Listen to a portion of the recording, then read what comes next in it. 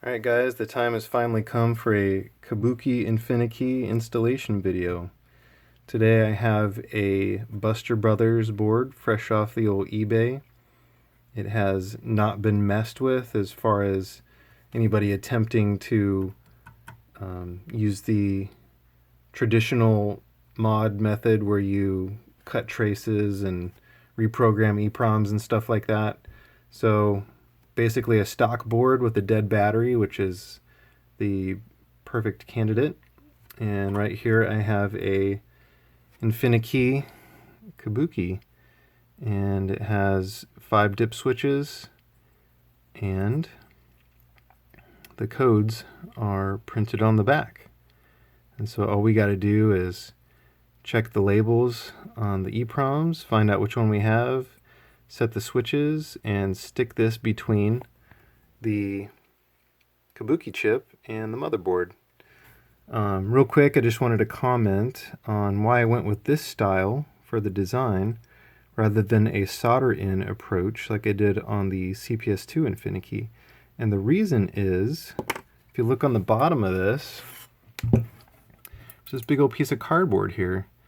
And not all boards have this, but many do. And for that reason, I didn't want to be so mean as to require people to remove this and clean off all the rubber glue and all that stuff under there before they do their installation, because that's an incredible nightmare. And so I went with a pluggable approach. And the reason Capcom did that is to avoid people accidentally shorting out the battery circuit and losing the encryption key, because that would be a bad day for the operator. So I think first course of action would be to desolder the battery, but before I do that, I just want to prove that this thing is a battery fault and not something else. We should see a solid color screen if that's the case. Alright, so big pink screen, so that's a good indicator that it's a battery issue.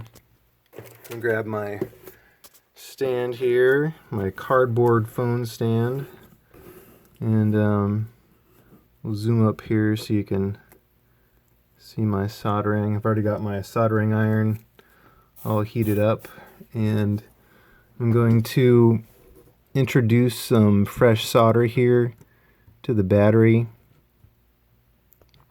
and try and get that to where it'll heat up okay. That solder's kind of old and gross, and introducing some fresh solder with some flux on it usually helps things out. So, well, that's kind of stubborn. Let's see here. Alright, so that came out. I'm going to do the other side. Let me scoot the camera over here a little bit. This one actually looks a lot less oxidized than that other side. Sorry if I'm getting in the way of the camera here. Let me get back over here real quick. Get that little bit. Okay. So these are a little bit yucky, but thankfully I'm not seeing a bunch of battery acid, so that's an excellent situation to be in. Wouldn't hurt to clean that up with some isopropyl alcohol, but I'm not going to mess with that right now. So next thing is to pop out this this Kabuki chip here, and depending on how this thing has lived, sometimes these chips are really stuck in here well, and sometimes they come right out nice and easy. This one didn't feel too bad. Oh yeah, that's not bad at all. So here's this chip. Just want to inspect the pins, make sure nothing got bent in the removal process, or even from a previous operator, I've seen it to where after I remove a chip, I find that one of the pins was totally bent over.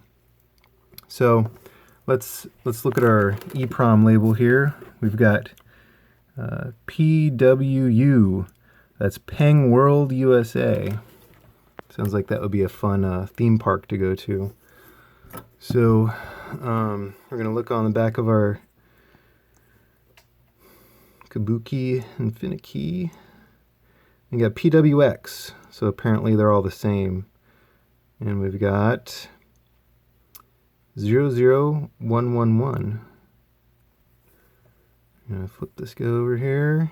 We're going to enter that code in, 00. And I'm doing this through the camera, so it's kind of wonky. Sorry about that. 00111. All right. So, I don't know if it really matters whether you put this in first or you try and put the Kabuki into this carrier first and then put everything onto the main board. But I'm going to put this in right now. And then I'm going to, when I do this, what I'm looking for is I want to make sure that I'm aligning all these pins up. It's kind of hard to see with that shadow, but away from the camera I can actually see that I'm lining those up well. And then I'm going to do the same on this side, where I'm going to make sure that all these are lined up. And sometimes you got to kind of push in on the chip to get all those pins to line up properly. And this one's proving to be difficult. I think I'm going to do it the other way. I'm going to put the far side in first. Okay, so all those are in. And then maybe I'll do the close side last.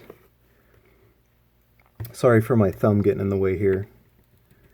Okay, so what I did was I pushed across. So I seated these pins, not all the way, but I got them lined up.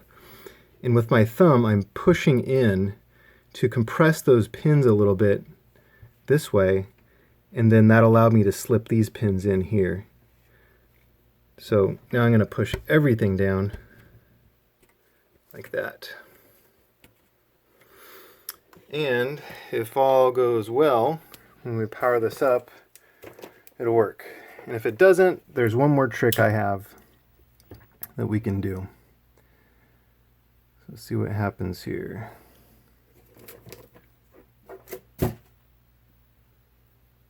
Hey, it came right up.